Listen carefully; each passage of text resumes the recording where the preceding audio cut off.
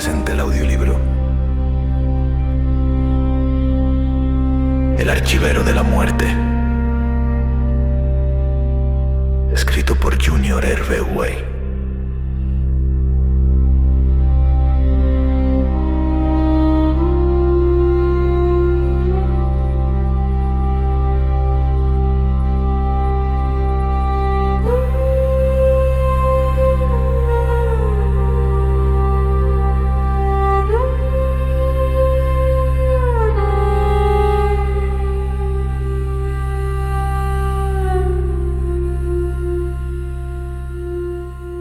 En la penumbra de aquel sótano, donde las lámparas se consumían con la parsimonia de un suplicio y el aire exhalaba el hedor de una bodega de drogas, reposaban los frascos. Estaban alineados unos junto a otros como un batallón de soldados, condenados, jurando fidelidad a un amo que nunca pronunciaría sus nombres. Cada uno resguardaba en su vientre de vidrio el último hálito de quienes, en su agonía, habían confiado sus pulmones a mis manos. No era una esencia lo que en ellos se preservaba, ni ilusión de inmortalidad. Lo que habitaba en aquellas cápsulas era la vibración desnuda, el temblor agónico que escapa en el instante en que la carne abdica de su dominio. Y yo, que alguna vez fui esposo y médico, terminé convertido en archivero de expiraciones, celador de un repertorio de jadeos esperanzados. Allí, en ese gabinete sellado, cada frasco aguardaba como un testigo incorruptible del derrumbe humano. A veces, mientras contemplo su brillo opaco bajo la luz temblorosa, siento que no son recipientes inertes. Puedo ver a través de ellos una historia. La primera vez que cerré un frasco lo hice con torpeza, poseído por la sensación de estar profanando la vida misma. La mujer que expiraba ante mí, mi esposa, mi confidente, mi condena, dejó escapar un suspiro tan leve que temí no poder apresarlo. Acerqué el vidrio a sus labios y el cristal sudó con la tibieza de aquel aliento moribundo. Ningún sonido llegó a mis oídos, nada, solo un silencio tan absoluto que me atravesó. Y sin embargo, juraría que la pared interna del recipiente vibró breve y furtiva, como la piel de un tambor. Desde ese día el aire común perdió su valor, solo el aire final, el aire de la frontera que está entre la vida y la muerte. Ese puente se convirtió en mi obsesión. Los pacientes acudían a mí con la torpe ilusión de que mis manos podían arrancarle a la muerte un respiro más. Yo fingía compasión, prometía que la ciencia, esa prostituta de batas blancas, lo sostendría un poco más, mientras en mi interior palpitaba únicamente el ansia de escuchar su último estertor. Nada me conmovía en aquellas bocas secas que aún mendigaban aire, ni en las lágrimas viscosas de sus familiares que se aferraban a un cadáver que todavía se movía.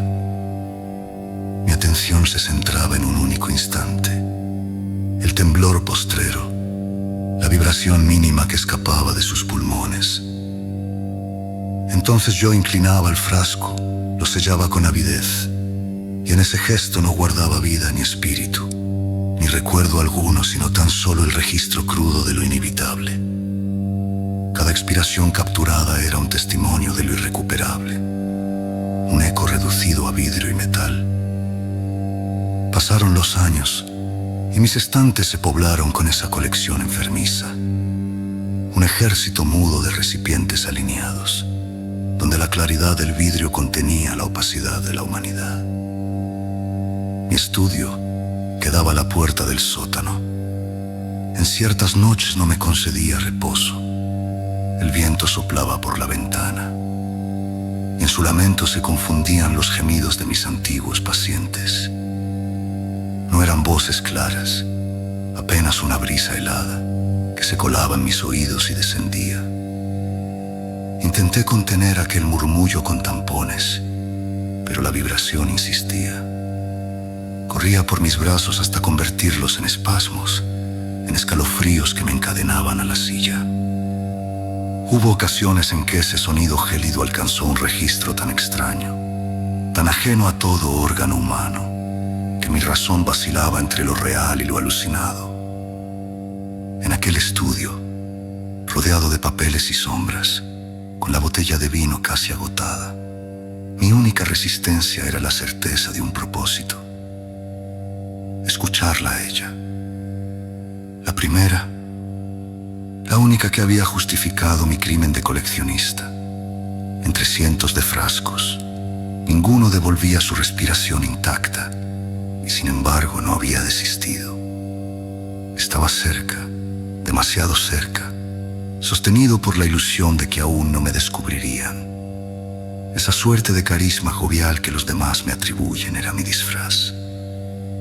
Bajo esa máscara habitaban la tristeza y la agonía, mis verdaderas compañeras. El suspiro de ella comenzaba a diluirse otra vez en la multitud de alientos, extraviado en la confusión de las notas perdidas. Cada uno de los frascos de mi colección. Pensé en lo absurda que era mi paciencia. Era una mujer pálida, tan pálida que podía ver a través de ella. Sus labios agrietados y sin vida vertían el aire de modo irregular, como si cada jadeo fuese un dictado de una maldición. El frío de la habitación y el hedor me volvían inhóspito. Al cerrarlo y llevarlo a casa, el recipiente me gritaba desde la oscuridad que lo sacara, que la dejara volver.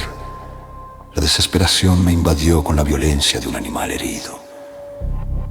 Quise quitarme la oreja, reventarme los tímpanos, arrancar cualquier vía por la que aquel clamor pudiera entrar.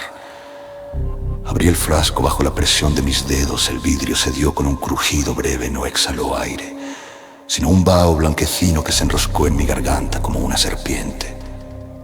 Creí morir ahogado, tendido en el piso, mientras del frasco brotaba la risa de la muerte y la súplica de un nombre profanado. Mi disciplina de archivero pronto se convirtió en ritual. El día y la noche dejaron de existir. Solo quedó la vigilia del oído, la escucha persistente de la agonía ajena. El consultorio fue perdiendo el orden de la medicina y tomando la penumbra de un mausoleo. Cortinas cerradas, el olor ácido del formaldehído saturándolo todo, el polvo acumulándose sobre el bisturí. Ya que no era usado para salvar vidas, ahora solo era usado para retrasar la muerte. El tiempo suficiente para que yo acercara el frasco a la boca que iba a callar.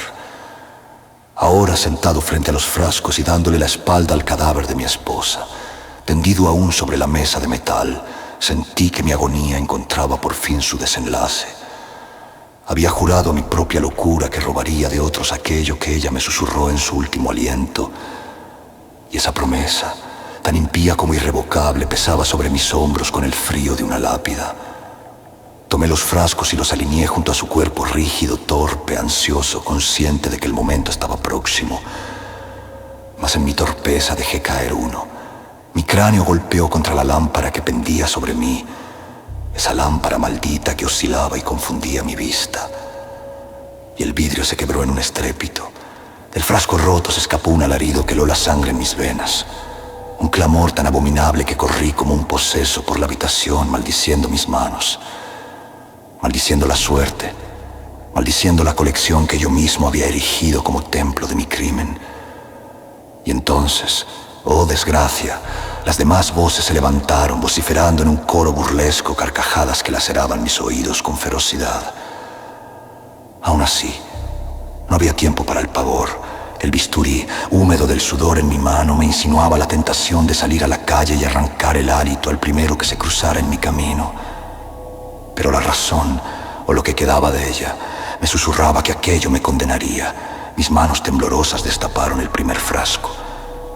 Lo acerqué a su rostro helado y vi cómo el vapor que se liberaba rozaba la pálida curva de sus mejillas antes de hundirse en su boca muerta. Uno tras otro, los recipientes fueron abiertos y sus últimos suspiros penetraron en aquel pecho inmóvil. Cada expiración arrancaba un gemido, un murmullo que parecía vibrar en la garganta ya corrompida. culpa corrompida. Y he de confesar, con la misma solemnidad con que se confiesan los crímenes que arrastran al espíritu hacia el pozo insondable de la eternidad, que la verdad de mi colección, esa colección de hálitos arrancados al borde, esa biblioteca robada a los cuerpos más indefensos, esa liturgia de vidrio que ha consumido mis noches en un delirio febril, jamás se completará mientras falte un solo frasco.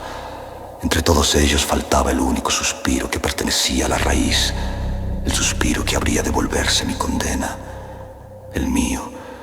He tomado pues el bisturí y al hundirlo en mi pecho con esa lentitud he sentido como la hoja se abría.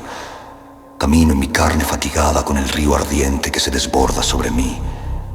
Y cada palpitación, cada goteo cálido que resbala por mi abdomen, me recuerda que no existen muertes piadosas sino entregas consumadas en la furia íntima del dolor. Mi respiración se fractura en jadeos, en desgarraduras y sin embargo aún conservo la conciencia suficiente para arrastrar mi cuerpo ensangrentado hasta donde ella yace, incorrupta en su serenidad, custodiada por la sombra y por el secreto de una belleza que ni la putrefacción ni el tiempo han osado mancillar. Descubro su rostro, aparto el velo que durante años ocultó el mármol de su semblante y me inclino con la lentitud que morían mis pacientes. Posé mis labios sobre los suyos, el contacto fue áspero, quebradizo, como besar una piedra enterrada en hielo. Mi aliento mezclado con la sangre que me llenaba la boca, se abrió paso entre mis dientes y buscó entrar en aquella boca sellada por la muerte. Un instante, un solo instante, de verdad creí sentir un leve movimiento, un temblor casi imperceptible bajo esa piel dura. Los frascos estallan en torno nuestro. El vidrio saltó en astillas de cada recipiente. Se liberó en el aire un coro de voces agónicas, un tumulto de vapores pestilentes que gira y retumba. La mezcla olía a sangre, a formol y a vino rancio. Algo del sabor metálico se quedó pegado en mi lengua. Y yo con la vista nublada por el vértigo de la muerte y el oído poseído por ese cántico macabro, alcanzo a escuchar, oh júzgueme ustedes si fue sueño o verdad, el murmullo de su voz, sin ser clara ni pura, amalgamada con la mía, fundida en único aliento. Caí sobre su cuerpo rígido.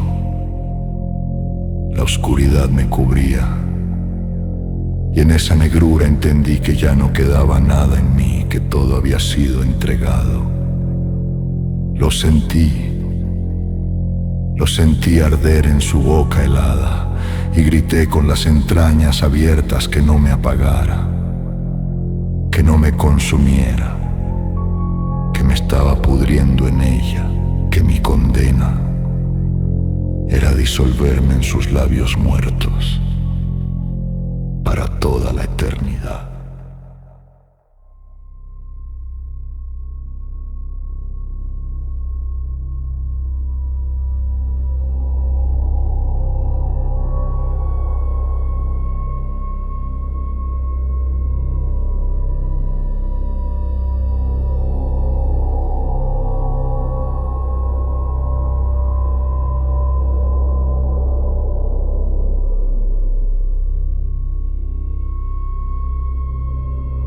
Music te desea buenas noches. Suscríbete a nuestros canales.